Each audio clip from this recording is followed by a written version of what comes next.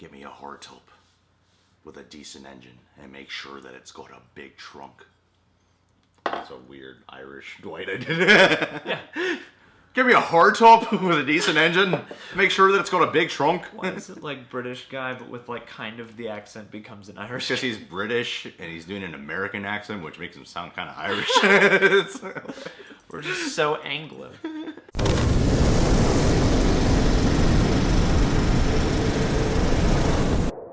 Aloha, ladies and rejects. This is your host and charming mother effing fucker, Greg Alba here.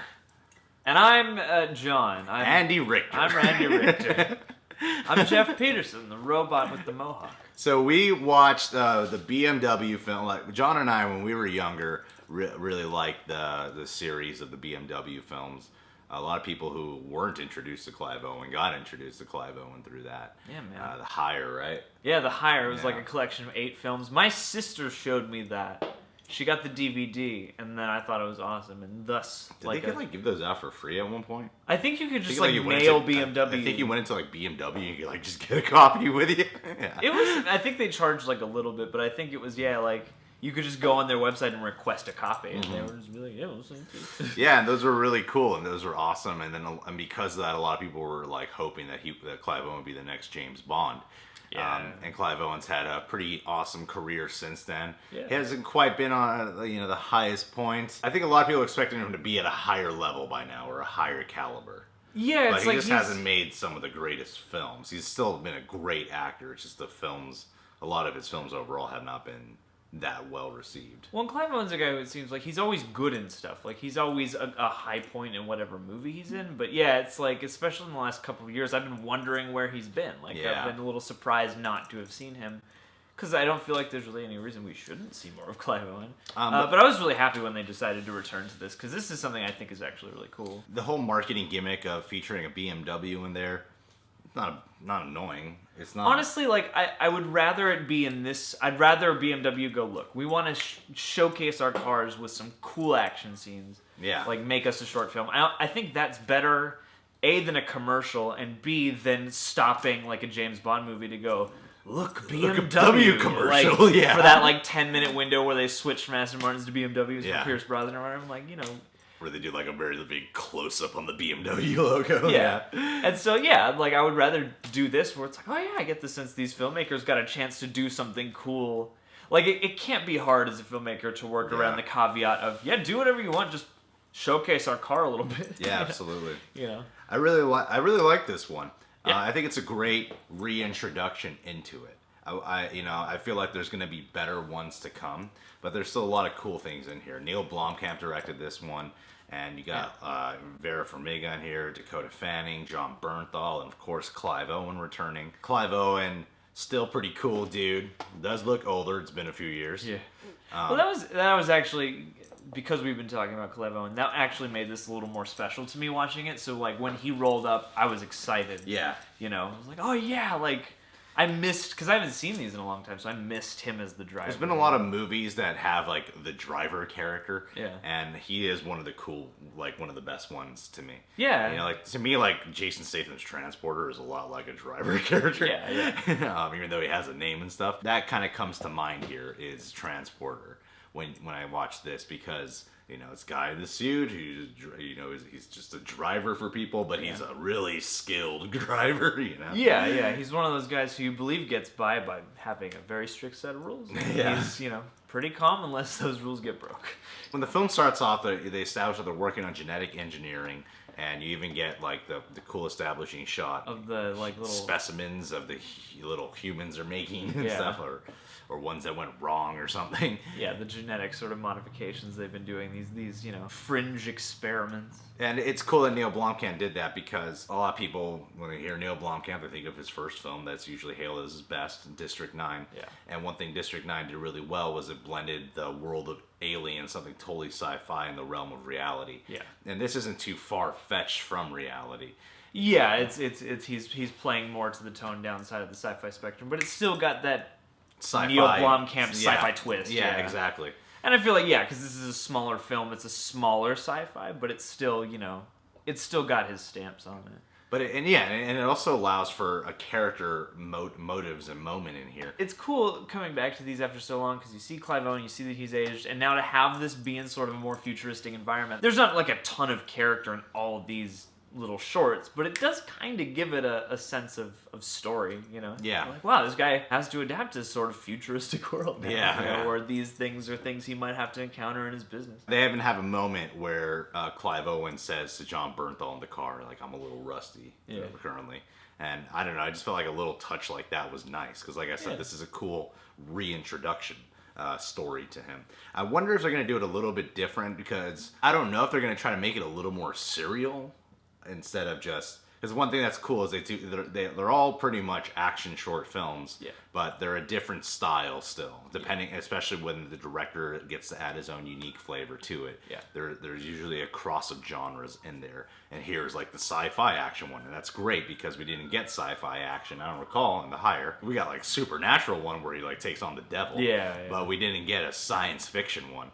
So to have a cool little sci-fi short film here was great. I really think it's cool that they got like really credited, really reputable actors to be in here, because John Bernthal's role is not exactly written as the most in-depth role, but because you get an actor like John Bernthal who loves to create history and loves to create such in-depth character, you feel this whole history and you feel a unique touch to a character that a lot of people might argue saying any guy could play that who's like kind of tough and brooding, but he does have his own touch to the role because you could feel the history is created there. Well, and this is something too that I like seeing Neil Blomkamp do, because like this has a lot of earmarks of his style and things he likes to play with, you know, like there's this kind of shadowy military corp versus, you know, a sort of solo guy. I think this is a cool place for him to kind of practice this stuff. His last couple of movies have been received in a sort of shaky way, so this is sort of like a more down-to-earth sort of exercise almost that I felt was cool to watch. You know, it's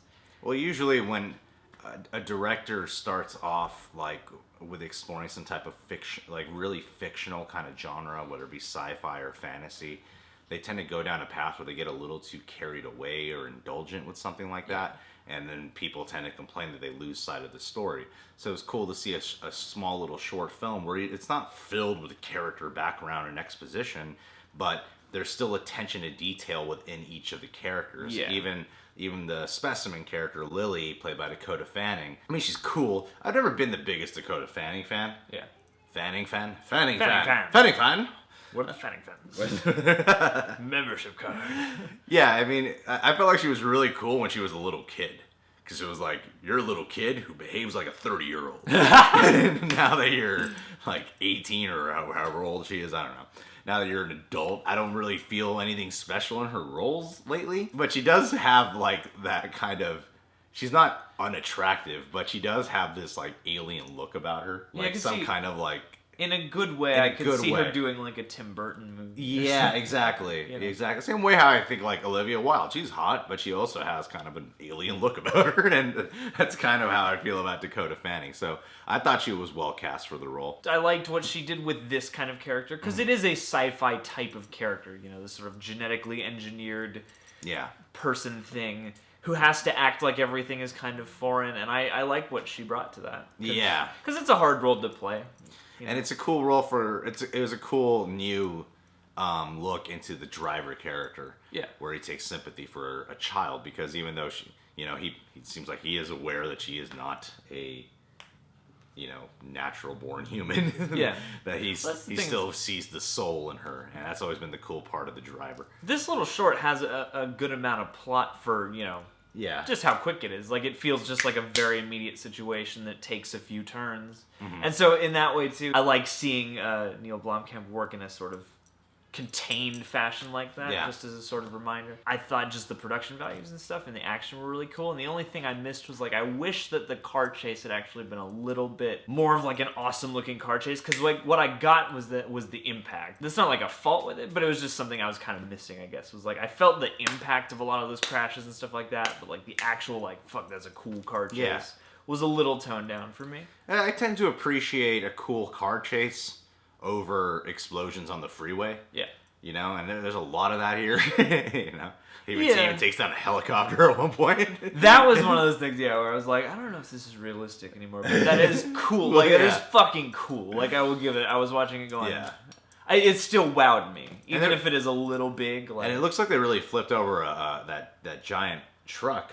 Yeah, because they had it it looked like they had a camera attached to the side of the truck, and they had that kind of like a GoPro shot of it. Yeah, going underneath the bridge, which was really cool. Their action, it took me a little longer to appreciate with this one, I guess, because some of them from the first installment of the series, and also this is our first introduction. Do we know if they're gonna make more? I think they're making more. Yeah, so maybe this is just a new introduction to the style, but it took me a little longer to appreciate what they did with the action.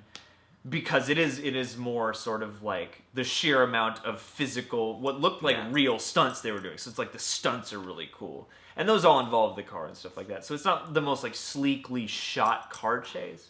But man, like when they flip that truck over and when there are like Humvees crashing into things totally. And like it is kind of awesome in that way. You're like, wow, they really went to the trouble of doing some stunts. And that was cool to see. I like that. A lot of people, I remember when The Hire came out, a lot of people were hoping that, like, are they going to, like, try to make a real show out of this or a real movie? As cool as a lot of this would be cool to see on the big screen, I think that a show or movie would ruin it. This should stay what it is. Because I feel like this is a cool thing that I don't know what the rest of these are going to look like now that they're bringing it back. But I remember watching The Hire, and it really did feel like fucking Tony Scott's movie was him racing the devil, Gary Oldman, with like his style cranked up to 15. Yeah, like crazy music video kind of editing. Yeah, it was nuts. And that's what I feel like is part of the inherent charm of these films, and why I kind of want them to stay on this level and not become I feel like it would spoil it to make it a real movie, because the charm of these shorts is that. It's a variety, and it's a different genre blend, and I feel like you would have to conform to kind of just one genre blend if you were to make a whole feature work. I gotta imagine that if you want to make something like this, not every car company does this. So it's like, if you are invested in making something like this, I think you have to have an interest in, like, letting these guys cut loose and make some cool shit. Yeah, because that's creative freedom in there. Yeah, because that's what these all feel like, is like, this director and a good cast got together and made a really cool short that they wouldn't have been able to make if it was a whole movie. Yeah, exactly. So like that's the most exciting thing about all these to me, is sort of like, what's the style and what's the hook gonna be, because they're always creative. Well, rating system time. Rating system time. I say this is great. Great to good. Great. Great to good? No, this is under the great. This is pretty great. It's not quite fantastic or amazing. Yeah. But it's better than good. It's great. Yeah. I was happy to see Clive Owen back. I was happy to see Neil Blomkamp back and just kind of, doing his thing. And John Bernthal's amazing. This is the second role I've seen John Bernthal in where he gets his ass handed to him when he's supposed to be a top-notch pro. The accountant in this. Alright guys, subscribe to the Reject channel. Make sure to wipe, and John is on Facebook.com/Bloomhouse and the Real Rejects.